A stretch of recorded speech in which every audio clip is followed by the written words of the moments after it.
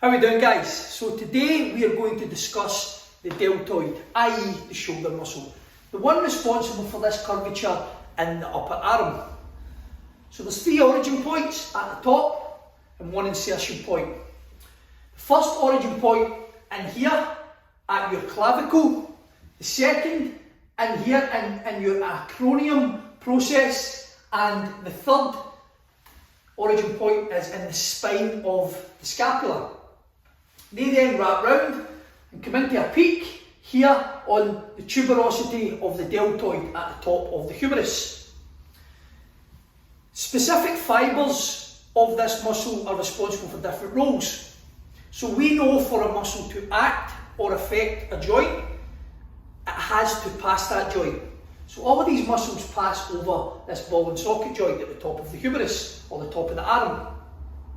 So let's look at the anterior fibres at the front. The origin point here is the clavicle, insertion point here is the top of the humerus and at that deltoid tuberosity.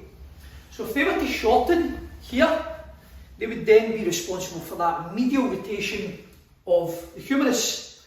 Again, if they were to shorten this way, they would flex that humerus up the way.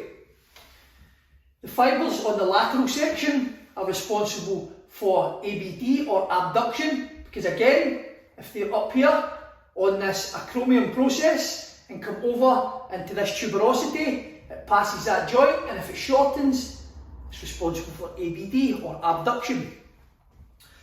The posterior fibres, the origin point here is the spine of the scapula, again onto the top of this humerus, and if they were to shorten, you would get this lateral rotation of the humerus and extension. So again, guys, you don't have to know that, but it's quite nice to know exactly the roles and responsibilities of certain muscle groups within the body. Again, when you're training, you might get a better understanding of body mechanics and movement patterns.